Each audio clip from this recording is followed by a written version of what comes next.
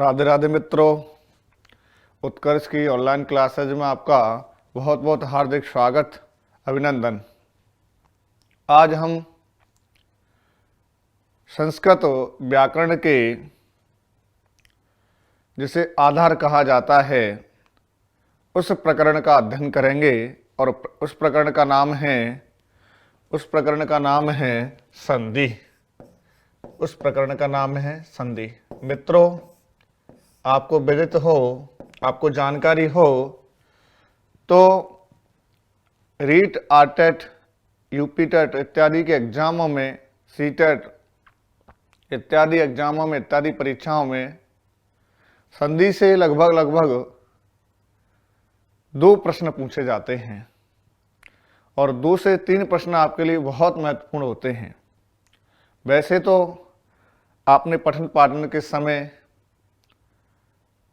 6, 7, 8, 9, 10, 11, 12 में जब आपने अध्यापन कार्य किया तो संधि का टॉपिक पढ़ा, परंतु पढ़ने के तदुपरांत में भी मैं आपको आज संधि के बारे में परिचर्चा करूंगा। तो सबसे पहले संधि में सबसे पहले कौन सा उपसर्ग है? तो संधि शब्द में सम उपसर्ग है। संधि शब्द में सम उपसर्ग धा धातु और की प्रत्यय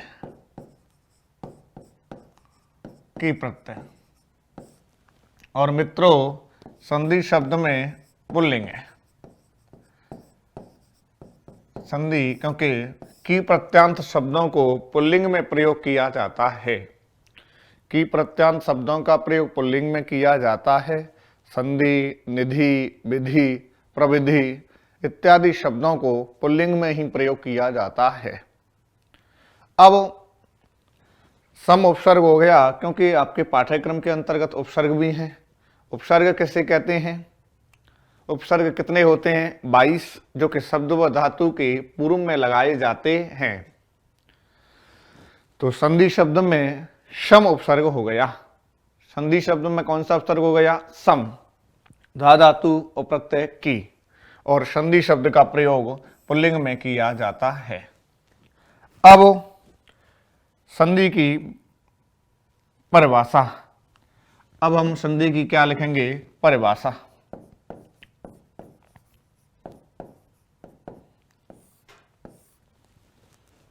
संधि की परिभाषा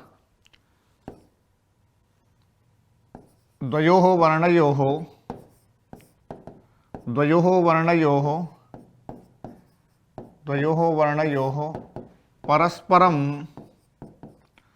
परस्परम यत मेलनं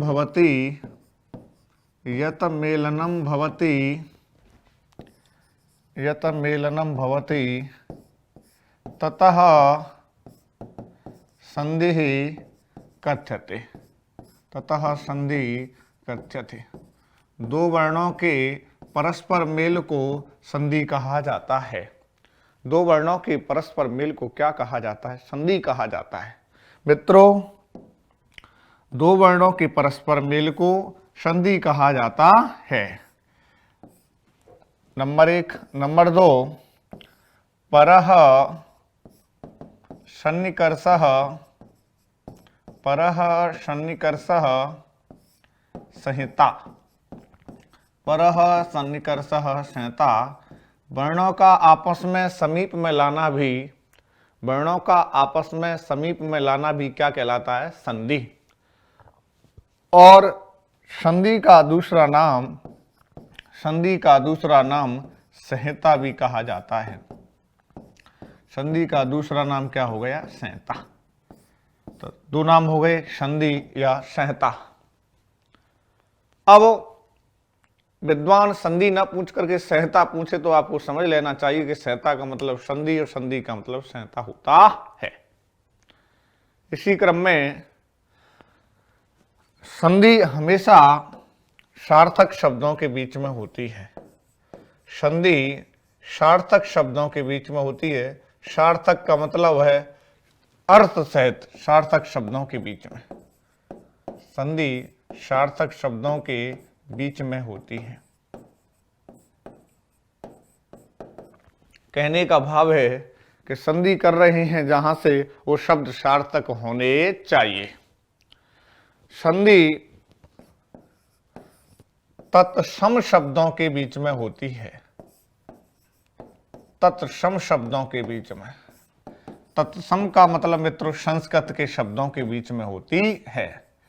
संधि करते समय शब्द सार्थक होने चाहिए, सार्थक होने चाहिए और तत्सम शब्द भी होने चाहिए।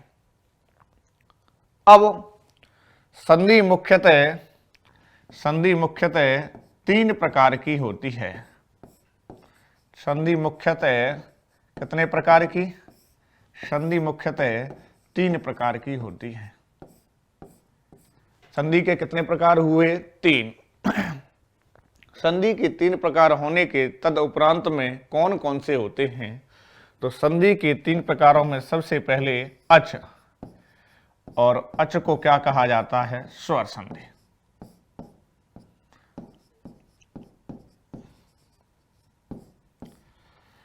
दूसरा हल, हल को क्या कहा जाता है? व्यंजन संधि। हल को व्यंजन संधि कहा जाता है। और तीसरा विसर्ग संधि।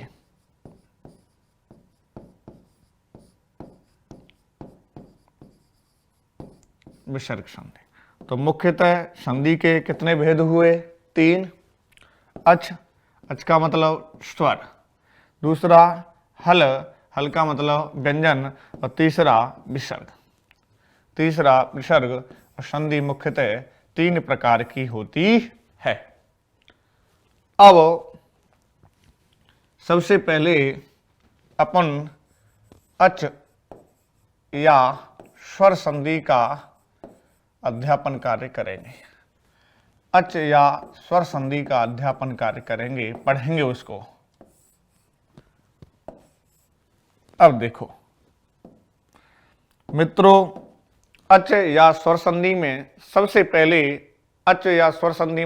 पहले हम आपको स्वर संधि के बारे में पता होना चाहिए कि आपस में 2 स्वरों के द्वारा कोई विकार उत्पन्न होता है या कोई मेल होता है, उसे कौन सी संधि कहा जाता है? स्वर संधि। 2 स्वर होने चाहिए, सबसे बड़ी बात है।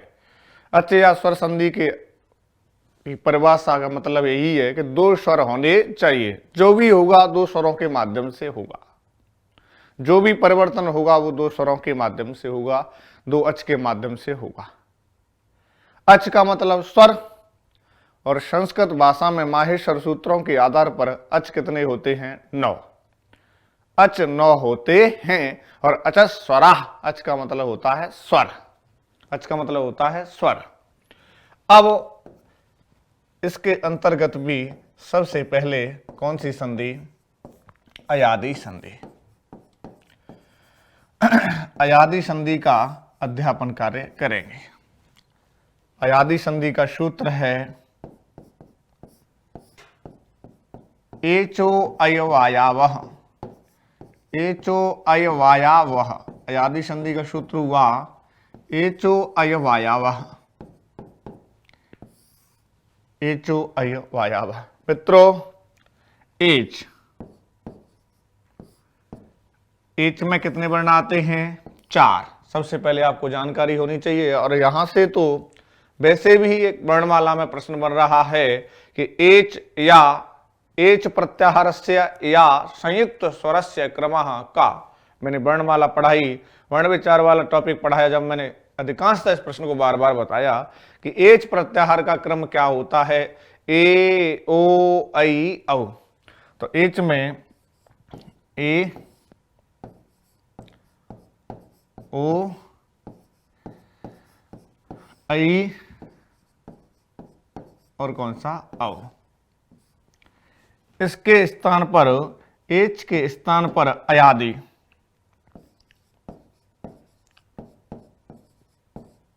अयादि का मतलब ए के स्थान पर अय, ओ के स्थान पर अब, ऐ के स्थान पर आय और औ के स्थान पर आ हो जाता है।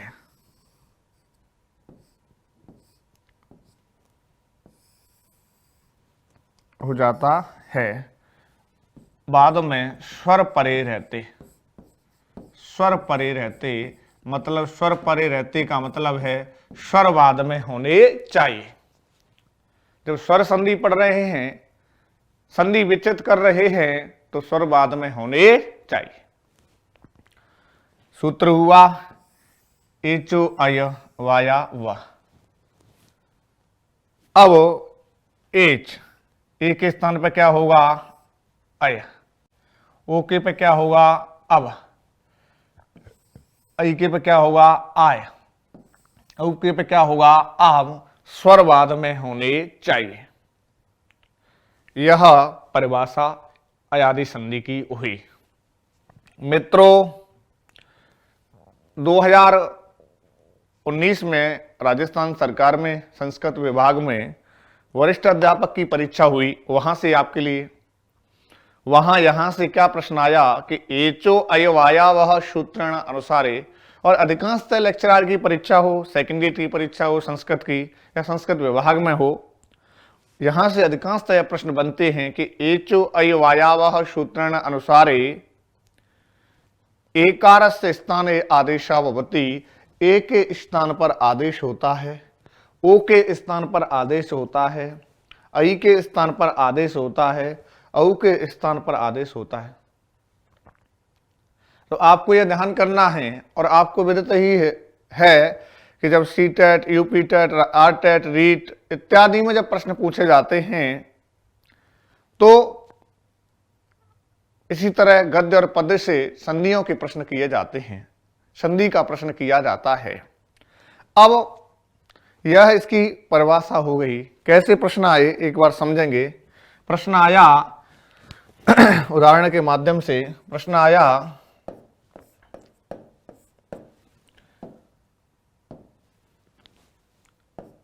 एचो अयवायावह, एचो अयवायावह सूत्रेण अनुसारे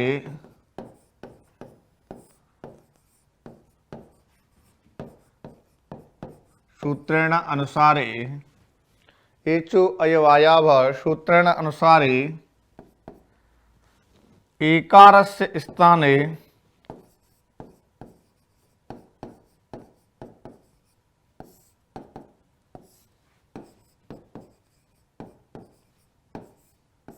एकारस्य स्थाने एचो अयवायावह सूत्रेण अनुसारे एकारस्य स्थाने भवति। एकार के स्थान पर होता है। अब विद्वान ने दे दिया, सूत्र का नाम दे दिया एचो अयवायावह सूत्रेण अनुसारे। एचो अयवायावह सूत्र के अनुसार एकारस्य स्थाने भवति, एकार के स्थान पर होता है। प्रश्न आ गया। अब आपको जवाब देना है, और ऑप्शन में है आपके, देखो इधर दे रखा है अब, इधर दे रखा है आय, इधर दे रखा है ओ, अब इधर दे रखा है आय। तो मित्रों कौन सा उत्तर होगा इसका? ए के स्थान पर क्या हो जाता है बताइए? तो आपका उत्तर होगा ए के स्थान पर क्या हो जाता है अय। ए के स्थान पर अय आदेश हो जाता है। ए को अय, ओ को अव, आई को आय, औ को आव। दूसरा प्रश्न, एच प्रत्याहारस्य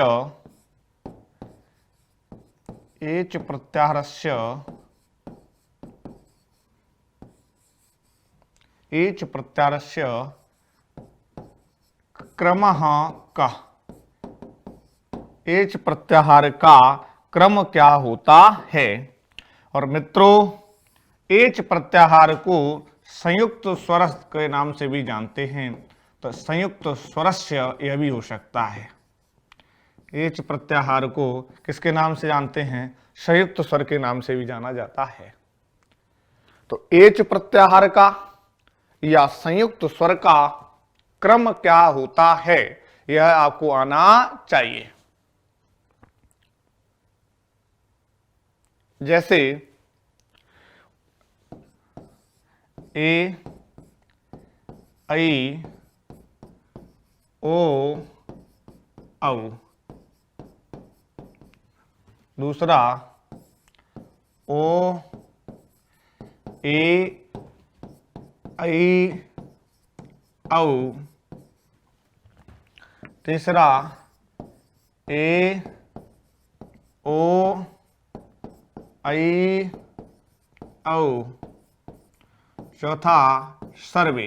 क्या होगा मित्रों बताइए, बताओ कौन बताएगा। संयुक्त स्वर एच प्रत्याहार को किस नाम से भी जानते हैं, संयुक्त स्वर। संयुक्त स्वर का क्रम क्या होता है, कौन बताएगा, बताएं। देखो माहेश्वर सूत्र तीसरा और चौथा स्पष्टतः संयुक्त स्वर या एच प्रत्याहार का क्रम क्या बताता है, ए ओ आई औ, ए ओ आई औ। यह आपका संयुक्त स्वर या एच प्रत्याहार का, क्योंकि माहेश्वर सूत्र नोट, माहेश्वर सूत्र तीसरा और चौथा, माहेश्वर सूत्र तृतीय और चतुर्थ है आपका ए ओंग और चतुर्थ है आई औच, चतुर्थ है आई औच। अब देखेंगे यह हमारा क्या है, यह हमारा क्या है ए, यह हमारा क्या है ए, यह हमारा क्या है चा, यह हमारा क्या है चा, इसलिए इसको क्या कहेंगे एच, इसलिए इसको क्या कहेंगे एच। और एच में देखेंगे कितने वर्ण आ रहे हैं, चार, ए ओ आई, ए ओ आई औ। तो क्रम क्या हो गया, ए ओ आई औ, ए ओ आई औ। प्रश्न इस तरह भी आ सकता है, इनमें से एच प्रत्याहार कौन सा नहीं है या कौन सा है। एच प्रत्याहारः अस्ति, एच प्रत्याहार है, एच प्रत्याहारः नास्ति, एच प्रत्याहार नहीं है। आपको यह भी ध्यान करना है। जैसे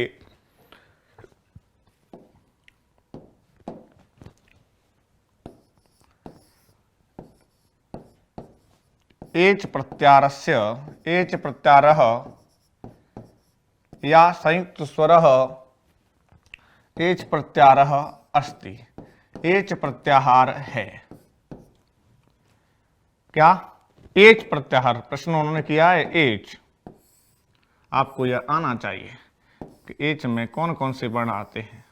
एच प्रत्याहार अस्ति ऑप्शन में होगा आपका ए, उधर होगा र, उधर होगा ओ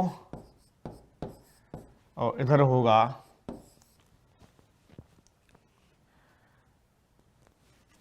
ओ। अब बताइए कि एच प्रत्याहार में कौन सा वर्ण आता है, अस्तिवाने है, अस्तिवाने है।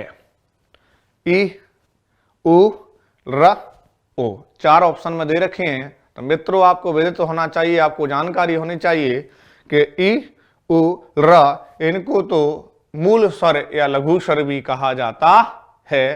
तो ये तीन ना होकर के हमारा कौन सा होगा, ओ, कौन सा होगा ओ, इसी को एच प्रत्याहार कहा जाता है।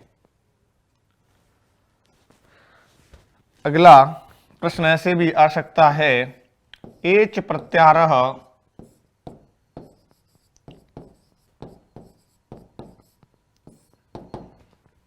नास्ति, एच प्रत्याहार नहीं है। इनमें से एच प्रत्याहार नहीं है, तो एच प्रत्याहार कौन सा नहीं है ये भी आपको बताना है। अब ए आई ओ या औ लिख सकते हैं और आपका अ, तो एच प्रत्याहार कौन सा नहीं है। एच प्रत्याहार के अंतर्गत ए भी आता है, आई भी आता है औ भी आता है, अ नहीं आता है। तो इसलिए हमारा उत्तर कौन सा हो जाएगा? अ। कि एच नास्तिवान होता है नहीं, तो एच प्रत्याहार नहीं है। तो मित्रों एच प्रत्याहार कौन सा नहीं है? बोलो ना, बोलो वृंदावन बिहारी लाल की जय, राधा रानी की जय, जय जय श्री राधे श्याम। मित्रों एच प्रत्याहार नहीं है, नास्तिवाने नहीं है। अब इसमें से कौन सा नहीं है? एच प्रत्याहार नहीं है अ, बाकी ए ऐ ओ औ आते ही हैं, ए ओ ऐ औ आते हैं। तो इस तरह प्रश्न आ सकते हैं आपके लिए, आपको इनको ध्यान करना होगा। अब संधि हमने नियम पढ़ लिए, अब हमें मेरे द्वारा नियम। मित्रों जब हमें अधिकांशतया दूसरा वर्ण या और वह दिखाई देगा, या और वह दिखाई देगा, तो वहां अयादि संधि होगी। अधिकांशतः यह मेरे द्वारा बताया जा रहा है कि जब हमें अधिकांशतः दूसरा वर्ण या और वह दिखाई देगा, तो वहां कौन सी संधि होगी? अयादि संधि होगी। जैसे अब उदाहरण के माध्यम से समझेंगे।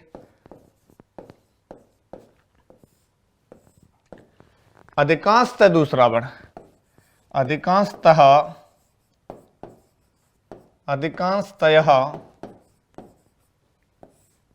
कौन सा वर्ण होगा? दूसरा वर्ण क्या होगा? या और वह। कौन सी संधि होगी? अयादि। कौन सी होगी? अयादि। यह मेरे द्वारा बता रहे हैं, मैं अपने माध्यम से इस बात को लिख रहा हूं, कह रहा हूं कि अधिकांशतः दूसरा वर्ण या और वह होना चाहिए। दूसरा वर्ण, अधिकांशतः दूसरा वर्ण या और वह होगा, तो वहां कौन सी संधि होगी? अयादि संधि होगी। जैसे कि उदाहरण है नयनम। नैनम का जब संधि विच्छेद करेंगे तो क्या होगा? ने प्लस अनम। क्या होगा? ने प्लस अनम। ने प्लस अनम होगा। अब मित्रों आपको सबसे पहले नयनम में आपके लिए प्रत्यय पूछ लिया जाएगा, तो क्या बताओगे? नयनम शब्द आपके सामने आ रहा है क्योंकि आपके पाठ्यक्रम में प्रत्यय है और मैं पढ़ा भी चुका हूं आपको। कौन सा प्रत्यय होगा नयनम में? बताइए। नयनम हुआ, पठनम हुआ, कौन सा प्रत्यय होगा? शयनम जैसे, चलो पठनम तो अयादि संधि का उदाहरण नहीं है, पर शयनम है, भवनम है, कौन सा होगा? मित्रों कि शब्द का अंत होगा, शब्द का अंत होगा, शब्द के अंत में हमें नम और नम दिखाई दे तो वहां ल्युट प्रत्यय का प्रयोग किया जाएगा। कौन सा होगा? ल्युट प्रत्यय होगा। नम और नम होना चाहिए। नयनम, शयनम, भवनम, पठनम, करणम, चलनम, असनम, नम और नम होना चाहिए। यह ल्युट प्रत्यय के उदाहरण माने जाते हैं। ल्युट में से शेष यू रहता है। युवोर्ना को सूत्र के माध्यम से यू को अन आदेश हो जाता है। ल्युट प्रत्यय से बनने वाले शब्द नपुंसक लिंग में प्रयोग किए जाते हैं मित्रों। तो नम और नम होना चाहिए। जहां नम होगा और नम होगा, जहां नम होगा और नम होगा, इनमें होने वाला प्रत्यय ल्युट होगा। ल्युट का प्रयोग नपुंसक लिंग में होगा। इस तरह होना चाहिए। अब नयनम, इधर क्या है? ए। इधर क्या है? ए। इधर क्या है? आ। स्वर है, हमारी कंडीशन लागू। अब ए के स्थान पर क्या हो रहा है? आया। अभी हमने पढ़ा आगे, ए को आया, ओ को अवा, ई को आय, औ को आ। तो अब ए को क्या हो जाएगा, आया आदेश। ए को क्या हो जाएगा, आया। स्थिति रहेगी न बराबर आया बराबर अनम। और जब इसका क्या करेंगे, जोड़ेंगे, इसको संयोग करेंगे इसका, तो क्या हो जाएगा, नयनम। क्या हो जाएगा, नयनम। जोड़ने के तदुपरांत में आपका बन जाएगा न या न म, न या न म। तो हमारा नैनम उदाहरण क्या हो जाएगा, निष्पन्न हो गया। अब दूसरा है ऐसे ही शयनम।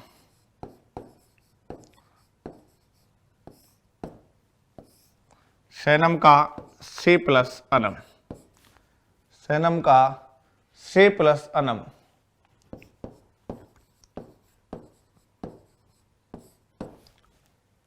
से प्लस अनम करने के बाद में अ हमारा क्या है, स्वर। इधर क्या है, ए।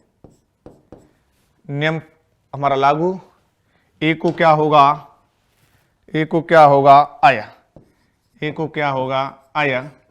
और मित्रों जोड़ेंगे तो न आया और क्या, अनम। क्या, अनम। न आया अनम, क्योंकि ए को कौन सा आदेश हो गया, आया। पीछे बाद में क्या है, स्वर बाद में है ही, तो ए को आय हो गया, तो न हमारा कैसा हो गया, स। सॉरी, ना नहीं होगा, यहाँ क्या होगा, स, क्योंकि सैनम पढ़ रहे हैं। स हमारा कैसा हो गया, आधा। पीछे आय जोड़ेंगे तो सय, और बाद में भी अनम, तो क्या बन जाएगा, सैनम। क्या बन जाएगा, सैनम। सैनम बन जाएगा। सैनम का से प्लस अनम। से में क्या है, ए। पीछे क्या है, अ, स्वर भी है। तदुपरांत में ए को क्या हुआ, आय। स हमारा शिवजी वाला कैसा हो गया, आधा। कैसा हो गया, आधा। जैसे इधर इसको ऐसे कर सकते हैं, स जोड़ेंगे तो सय, और बाद में अनम, तो क्या बन गया, सैनम। क्या बन गया, सैनम।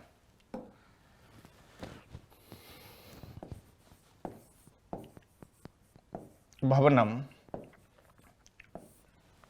भवनम का संधि विच्छेद किया तो भो प्लस अनम। क्या हुआ, भो प्लस अनम।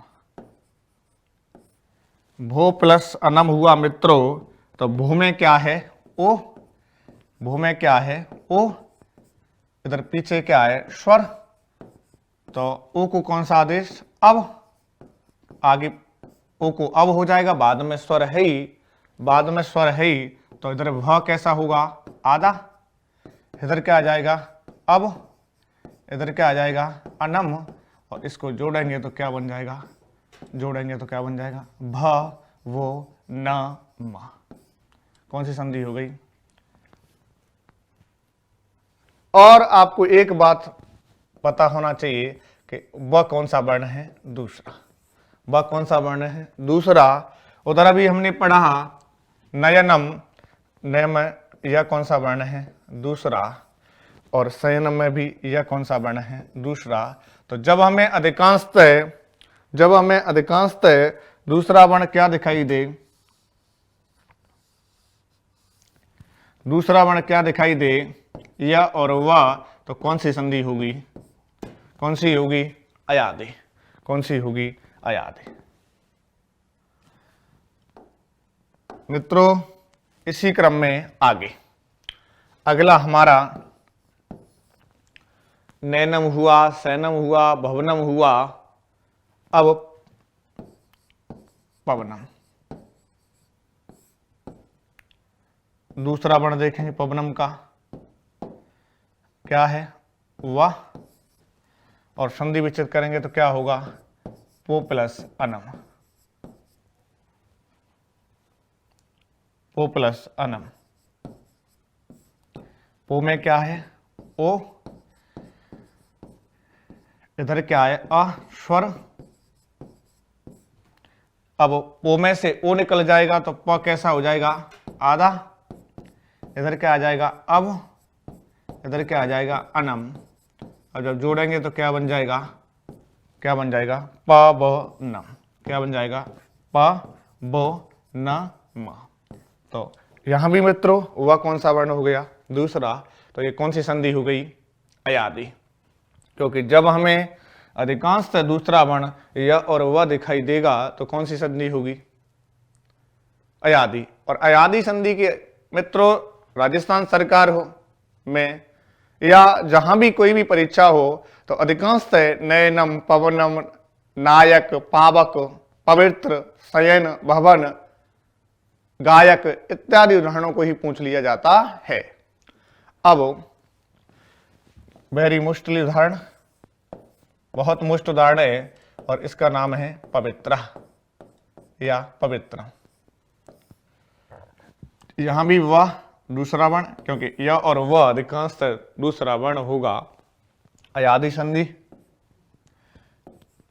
पो प्लस इत्रम, पो प्लस इत्रम। अब पो प्लस इत्रम हुआ, इधर पो में क्या है, ओ, पो में क्या है, ओ, और इधर क्या है, ई, आपका स्वर हो गया। तो ओ को कौन सा आदेश होगा, अब, ओ को होगा अब। तो जब जोड़ेंगे तो क्या, प, आधा रह गया प, और इधर क्या, अब, इधर क्या, इत्रम। तो अब मिलाएंगे तो क्या बन जाएगा, संयोग करेंगे तो प वे त्र म, पवित्र।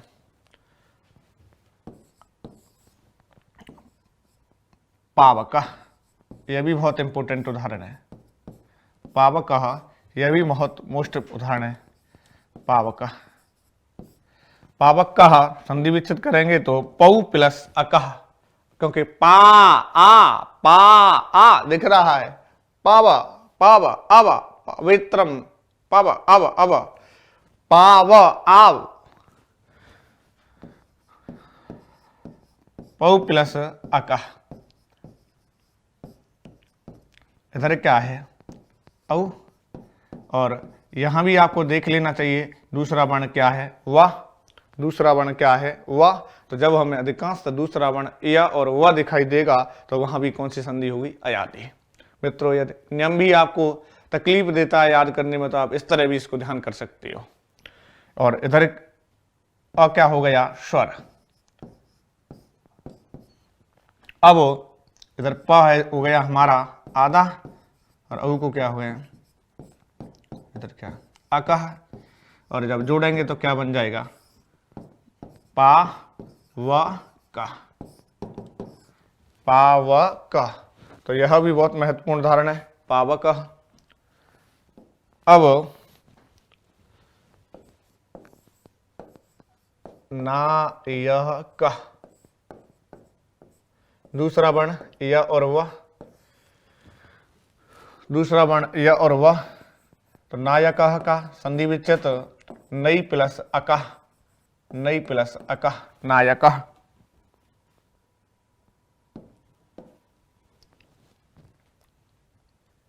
अब इधर क्या है, ऐ, इधर क्या है, अ, स्वर। ऐ को कौन सा आदेश, आय, नाय, आय, इधर स्वर हो गया, तो न हमारा आधा, इधर क्या हो गया, आय, इधर क्या हो गया, अकह, और जब इसे जोड़ेंगे तो क्या बनेगा, ना य कह, क्या बनेगा, ना य कह। तो मित्रों इस तरह यह आपके सामने कौन सी संधि थी, अयादि संधि। और जैसे ही गद्य और पद्य से भी आपके लिए प्रश्न पूछते हैं विद्वान, प्रश्न पूछता है विद्वान, तो इसी तरह आते हैं, नायक शब्दे संधि ही अस्ति, नायक शब्द से संधि विच्छेदम कुरु। आपको यह ध्यान करना है। जैसे प्रश्न आ गया, प्रश्न आ गया आपके लिए,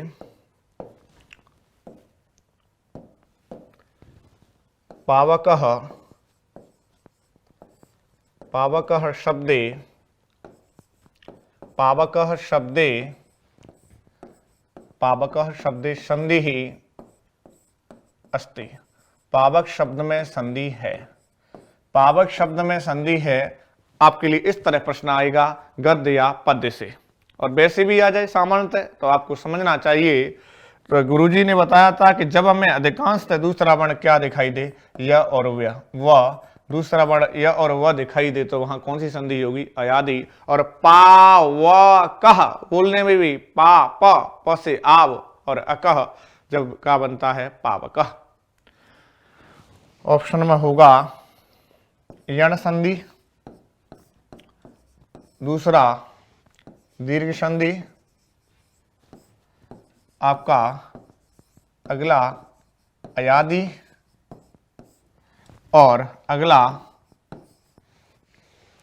यण दीर्घ अयादि और आपका गुण संधि। तो मित्रों कौन सी संधि हो जाएगी, अयादि। कौन सा आपका उत्तर सही हो जाएगा, अयादि, क्योंकि पावक में आप दिख रहा है, दूसरा वर्ण और वह में से वह दिख रहा है तो अयादि संधि हो जाएगी। ऐसे ही गायकः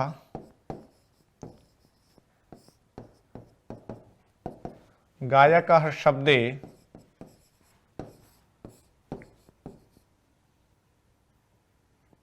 गायकः शब्दे संधिः अस्ति, गायकः शब्दे संधिः अस्ति। अब अपन के दिमाग में एक ही बात आनी चाहिए, यह हमारा क्या है, यह हमारा कौन सा वर्ण है, दूसरा। ऑप्शन में होगा यण, इधर गुण, इधर आपका अयादि और इधर आपका वृद्धि। तो मित्रों कौन सा हो जाएगा, कौन सा हो जाएगा, अयादि। आपका उत्तर हो जाएगा अयादि, क्योंकि आय गाय आय और दूसरा वर्ण यह और वह भी दिखाई दे रहा है। तो इस तरह आपके संधि के अंतर्गत स्वर संधि जिसे अच संधि भी कहा जाता है और उसका भेद है आपका कौन सा, अयादि संधि से इस तरह आपके लिए प्रश्न पूछने की संभावना बनती है। तो यह मित्रों आपकी अयादि संधि थी। अब हम अगला या अगली संधि यण संधि के बारे में पर चर्चा करेंगे। यण संधि,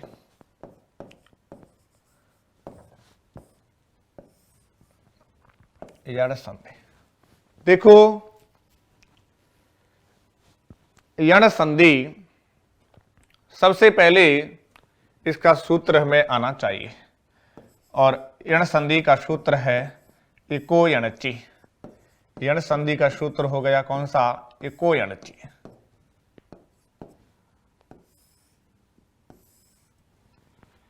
इको यणचि, इकह यण अचि, इसका जब हम पदच्छेद करेंगे तो पदच्छेद होगा इकह यण और क्या हो गया, अचि।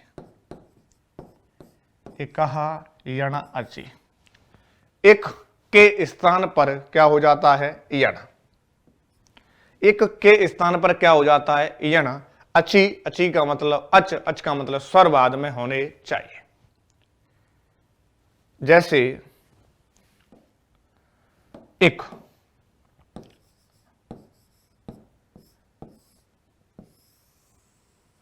इधर क्या, यण। एक में ई उ री, उधर क्या, रा। यह हुआ। ई एक में कितने बनाते हैं, चार। एक में कितने बनाते हैं, चार। यण में कितने बनाते हैं, चार। एक के स्थान पर यण हो जाता है आगे असमान स्वर परे होने पर, असमान स्वर होने पर।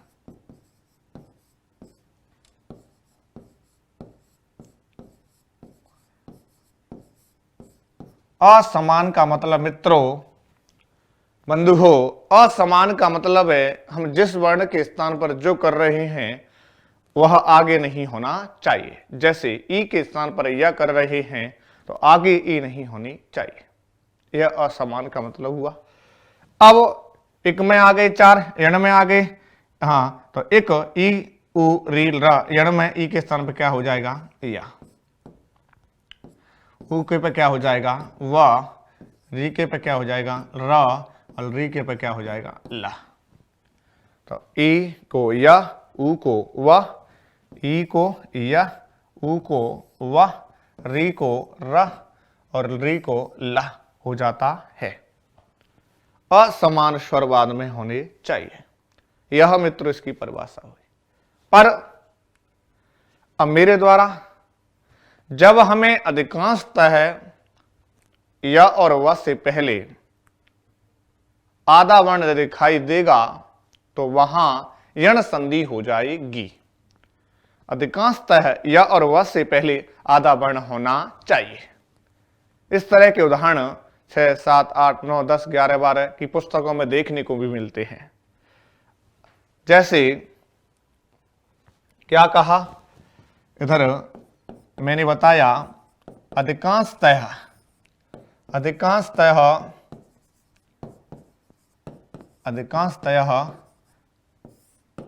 कौन सा या और व से पहले आधा वर्ण होना चाहिए।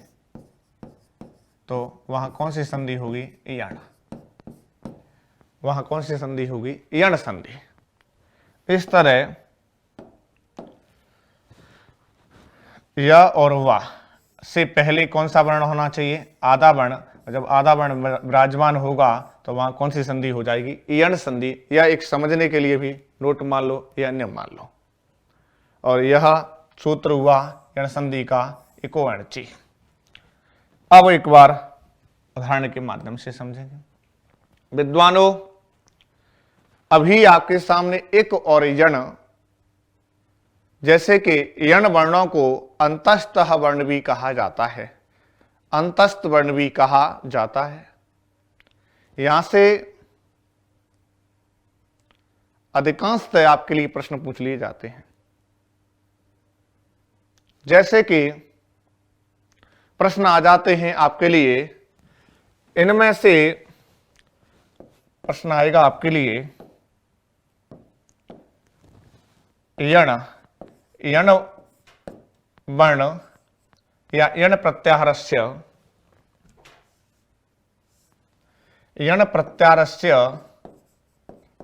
क्योंकि संक्षिप्त में किसी बात को कहना क्या कहलाता है प्रत्याहार।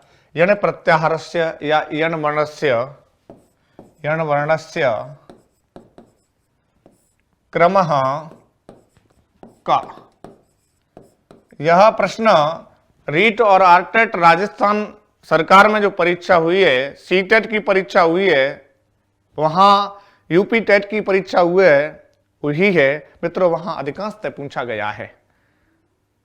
अब इसको समझेंगे। यण प्रत्याहारस्य या यण वर्णस्य क्रमः का, यण प्रत्याहार का या यण वर्णों का क्रम क्या होता है। क्योंकि हमने नियम पढ़ा, नियम के तदुपरांत में प्रश्न जरूरी है। इससे आपकी एक एक बात क्लियर हो जाएगी। अब जैसे ऑप्शन आएगा या र ल व, दूसरा या ल व और ल,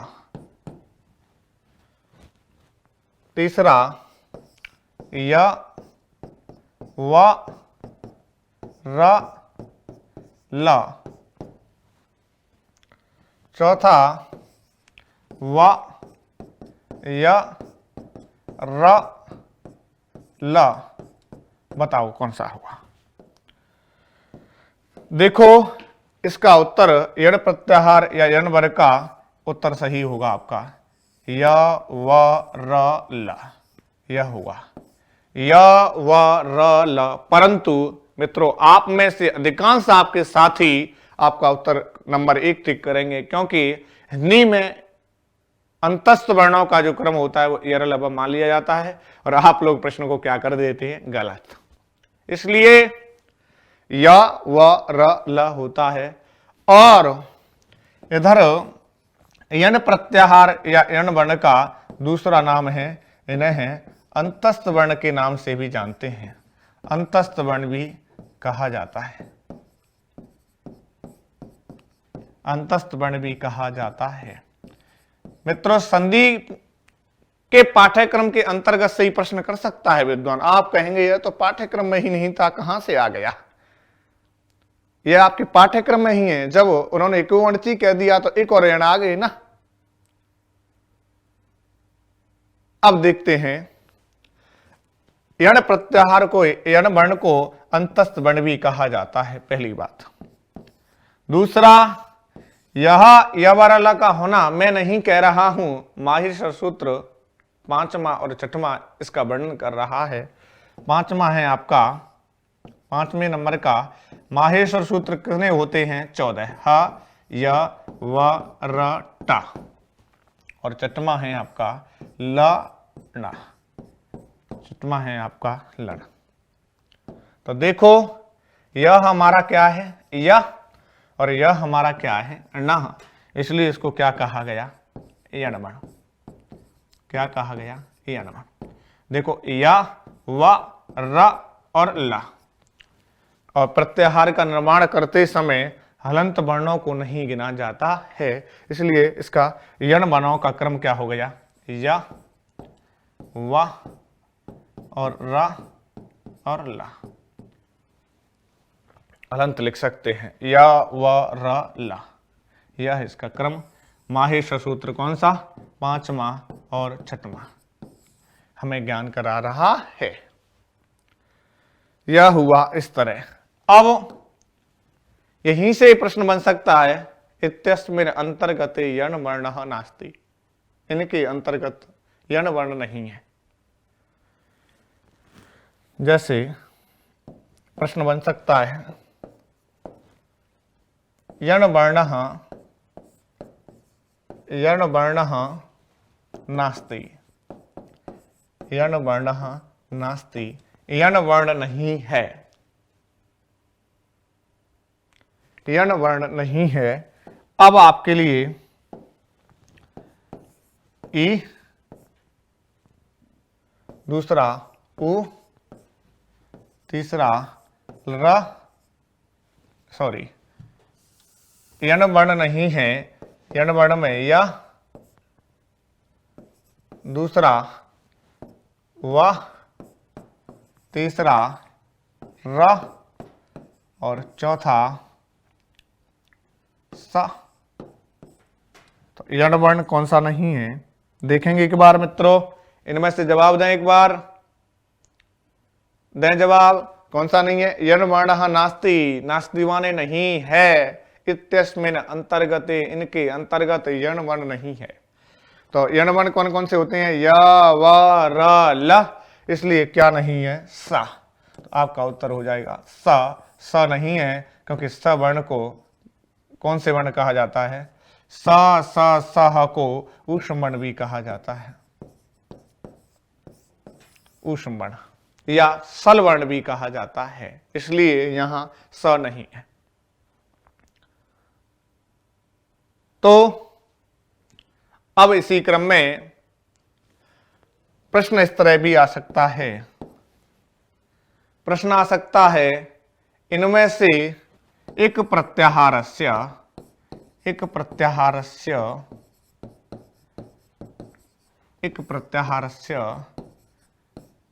क्रमः का, एक प्रत्याहार का क्रम क्या होता है? यह भी बहुत अच्छा प्रश्न है। क्या होता है? ई, री, र, उ। दूसरा ई, उ, री, र। तीसरा र, ई, उ, री। चौथा ई, र, री और उ। बताइए मित्रों, इसमें से एक प्रत्याहार का क्रम कौन सा है? तो एक प्रत्याहार का क्रम हुआ आपका ई उ री रा, ई उ री रा। एक प्रत्याहार का क्रम यह हुआ ई उ री रा। यह ज्ञान किसने कराया कि एक प्रत्याहार का क्रम ई उ री रा होता है? यह ज्ञान हमें माहेश्वर सूत्र पहला और दूसरा है, नोट सुने। पहला है अ ई ओ णा और दूसरा है री र का। मित्रों, यह क्या है? ई और यह क्या है? का। यह क्या है? ई और यह क्या है? का। हलंत है का। इसलिए देखो, एक ई से लेके क तक जो वर्ण होंगे उन्हें क्या कहेंगे? एक। और कौन कौन से हैं? ई उ री रा, ई उ ए उ री रा। तो हम कह सकते हैं कि एक प्रत्याहार का क्रम ए उ री रा होता है। और आपके लिए प्रश्न यहां से ऐसे भी आ सकता है, इनमें से एक वर्ण कौन सा नहीं है और कौन सा है, क्योंकि हमें एक एक बात अपन को क्लियर करनी है। तो एक बार बोलेंगे, बोलो वृंदावन बिहारी लाल की जय।